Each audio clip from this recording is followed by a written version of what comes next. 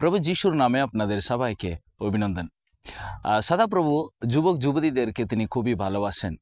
So প্রভুর ইচ্ছা তাদের জীবনের মধ্যে দিয়ে তিনি তার মহান পরিকল্পনাকে পূর্ণ করা।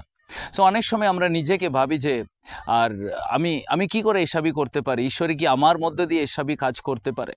বাইবেলে অনেক ইনসিডেন্ট আছে বা অনেক স্টোরি আছে, সেখানে প্রভু সাধারণ ছেলে আর মেয়েরকে মনোনীত করে তার দ্বারাই তিনি তার কাজটাকে পূর্ণ করেছেন।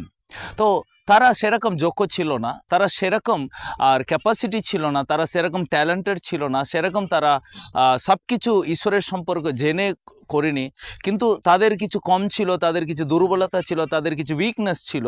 কিন্তু সেই উইকনেসটাকে প্রভু দেখে নিয়ে কিন্তু তাদের সমর্পণটাকে প্রভু দেখে তাদেরকে ব্যবহার করেছে। সবচেয়ে ভালো একটা স্টোরি যেটা হচ্ছে যীশু খ্রিস্টের মা মরিয়ম।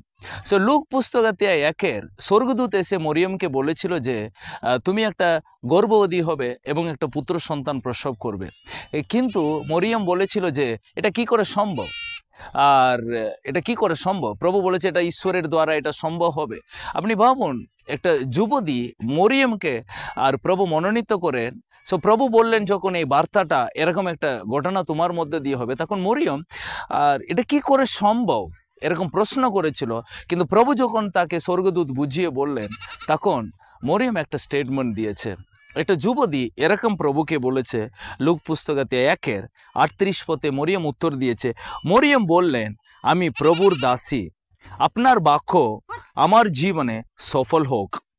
সো মরিয়ম, আপনি দেখবেন একটা যুবতী, আর যখন প্রভু তাকে একটা পরিকল্পনা তিনি প্রকাশিত করছেন তোমার লাইফ দিয়ে এটা হবে, আর কীরকম রেসপন্স করেছিল মরিয়ম। বলেছিল, প্রভু আপনার ইচ্ছা আমার জীবনে সফল হোক, আমি হলাম আপনার দাসী। তো আমরা দুর্বল, আমাদের কাছে অনেক রকমের কম রয়েছে, আমরা সব কিছু তো ট্যালেন্টে নাই। কিন্তু প্রভুকে যদি আমরা বলতে পারি, হ্যাঁ প্রভু আমি তোমার দাস, আমি তোমার দাসী, আমার লাইফটাকে তুমি ব্যবহার করতে পারে। আজকে এই জগতে ছেলে মেয়ে অনেক কিছুতে তারা দাসী আর দাস হয়ে থাকছে, এই জগতের বিষয়, জগতের জিনিস।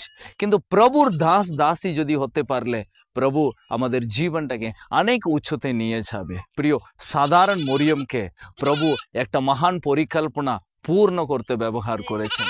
ঈশ্বরের একটা মহান পরিকল্পনাকে পূর্ণ করতে প্রভু তাকে মনোনীত করেছে। হ্যাঁ প্রিয়, আজকে আপনিও আপনার লাইফকে প্রভুর কাছে দিন, প্রভুকে জাস্ট বলুন, প্রভু আমি তোমার দাস এবং আমি তোমার দাসী। প্রভু আমাদের মধ্যে দিয়ে মহান কাজ করবে। এ বাক্য আপনাদের জীবনে আশীর্বাদ নিয়ে আসুন। God bless you.